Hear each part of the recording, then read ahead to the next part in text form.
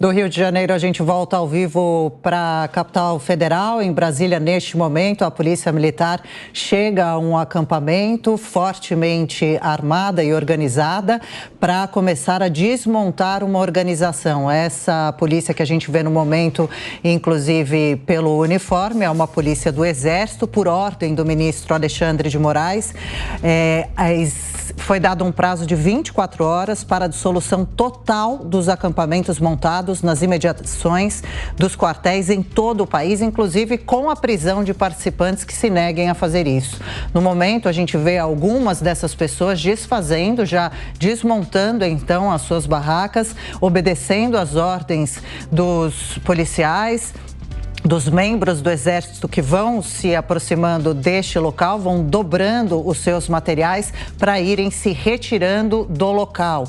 Por determinação do ministro Alexandre de Moraes, então, essas pessoas, esses participantes, esses manifestantes não podem mais permanecer em nenhum local do país, em nenhum estado, nem nas mediações de nenhum quartel mais, sob pena de prisão. Então, neste momento, a gente transmite imagens ao vivo deste desmonte que acontece em Brasília com a organização de policiais do Exército, policiais militares. Também tem esta ordem. Diogo Schelp, nesta manhã de segunda-feira, então, o tom é bastante mais pesado, mais sério, e a gente deve acompanhar por todo o país o fim dessas manifestações que vinham acontecendo contra o resultado da urna, contra o resultado das eleições? Pois é, Adriana. Há informações de que na noite de ontem, tropas da Polícia Militar do Distrito Federal se dirigiram a esse acampamento em frente ao quartel, mas foram impedidas de se aproximar pela própria Polícia do Exército. Afinal, há uma questão de jurisdição da área que é de responsabilidade do Exército. Então, criou-se ali um impasse, a Polícia Militar acabou se retirando. Aparentemente eles estavam indo para lá justamente após os atos que ocorreram de invasão no Congresso, no Palácio do Planalto e no STF.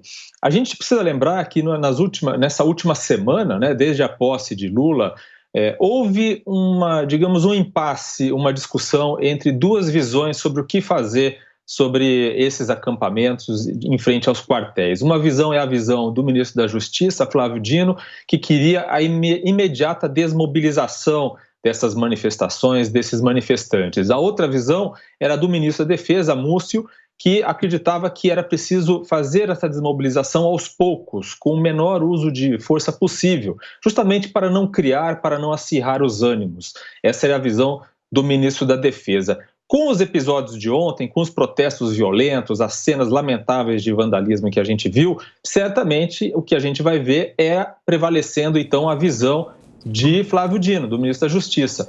E isso vai, pelo menos é o que a gente está vendo agora, né? Isso deve acelerar, então, o processo de desmonte desses acampamentos. E nesse momento chega a cavalaria para dar sequência ou ao início ainda, né, desse processo de retirada dessas pessoas que estão lá acampadas. Não sabemos se haverá algum tipo de reação. Por enquanto, os policiais estão à distância, a Polícia do Exército também. E a gente continua falando sobre isso. Claro, o Fernando Capês conosco, comentando as notícias nessa segunda-feira também. Ô Capês, correto tomar essa atitude para a retirada dessas pessoas que estão ali acampadas? Em outros estados isso deve se repetir? Isso pode gerar violência? O que pode acontecer, Capês? Olha, Thiago, operacionalmente sempre é muito complicado qualquer tipo de ato de desocupação. A polícia, principalmente a Polícia Militar, tem mais experiência do que as Forças Armadas, o Exército, com relação a isso. Isso é precedido sempre de uma negociação, de um diálogo e até mesmo de um esgotamento físico de forças para que haja uma saída voluntária. A retirada, se for tentar se executar à força e houver resistência, realmente pode gerar um clima de acirramento muito pior do que até agora nós observamos. Então é importante que seja ouvida a Polícia Militar, principalmente os batalhões ou destacamentos de choque que estão acostumados a enfrentar esse tipo de distúrbios, para que haja uma desocupação. Agora, é necessário fazer uma distinção. Aqueles vândalos, criminosos que invadiram os prédios públicos, destruíram o nosso patrimônio, o patrimônio da sociedade, sabe-se lá com autorização de quem, que seja feita uma investigação e todos os responsáveis sejam punidos, não podem ser comparados a pessoas que estão pacificamente paradas e alocadas, ainda que em frente aos quartéis. Pouco importa que estejam pleiteando algo que seja inconstitucional, mas estão se manifestando, o direito de manifestação. Então, é importante ver que são pessoas de idade, você vê cabelos brancos, pessoas já de idade, senhoras, estão muita gente que está lá, mulheres, e é importante que a Polícia Militar e o Exército, caso seja ele que for executar, tenham operacionalmente uma estratégia inteligente de desocupação. Ou seja, que seja para de um diálogo, de uma conversa, cercando a área, aguardando a retirada para evitar uma tragédia. Porque se houver uma tragédia, o movimento de radicalização terá um mártir. E aí será muito pior. Então é importante, o apaziguamento, ele é importante também. Não só ações de força devem ser executadas. A força quando é necessária. Quando há necessidade do emprego da força, ela deve ser evitada e substituída pelo diálogo, porque o diálogo também é uma forma de execução de ordens de desocupação, e quase sempre com sucesso e poucas ou nenhuma vítima. E com a chegada dessas forças, a gente inclusive pôde observar como as pessoas começaram a juntar malas em barracas e algumas outras pessoas vão até a frente dos policiais, uma senhora com uma enrolada na bandeira do Brasil, vão até a frente dos policiais, conversa com alguns policiais, uma outra senhora que não estava com a bandeira, mas ela foi filmar a chegada dos policiais e um dos policiais pediu para que ela se retirasse. Por enquanto, a situação pacífica, mas esse processo de retirada deve se arrastar pelas próximas horas, possivelmente. Temos muitos fotógrafos, né, da imprensa já que estão posicionados para registrar esse momento da retirada nesse local, desse acampamento já há mais de 50 dias em Brasília, e a gente vai continuar acompanhando, Adriana. Sim, essa manifestante enrolada na bandeira do Brasil que discute com os policiais, ela chora bastante nesse momento, é muito fotografada, e alguns dos manifestantes também fazem registros das ações das polícias, que são muitas neste momento, nessa manhã em Brasília. Agora, Diogo Schelp, muitas pessoas se questionam por que a ordem para toda essa ação parte de Alexandre de Moraes. Isso é porque ele é o relator do inquérito das fake news das milícias antidemocráticas. Foi por isso também que ele determinou o afastamento do governador do Distrito Federal. E essas pessoas que vão ser presas, caso resistam à prisão, serão enquadradas em quais fatores exatamente? E a intenção de Moraes é descobrir também quem estaria bancando esses acampamentos, sustentando transportes, alimentação, banheiros. Adriana, a determinação dada pelo ministro Alexandre de Moraes realmente é bastante ampla, né? Além do afastamento do governador do Distrito Federal, há diversas outras determinações, essas que dizem respeito, inclusive, à desmobilização dos acampamentos em frente ao quartel-general. O Alexandre de Moraes, que teve, de fato, um protagonismo nos últimos anos, aí, justamente liderando, comandando esses inquéritos que dizem respeito inclusive nominalmente a atos antidemocráticos, questão de ataques à própria corte do STF e assim por diante. A gente viu outras medidas drásticas sendo tomadas nesse sentido, como a própria prisão do deputado federal Daniel Silveira, também no âmbito dessas investigações.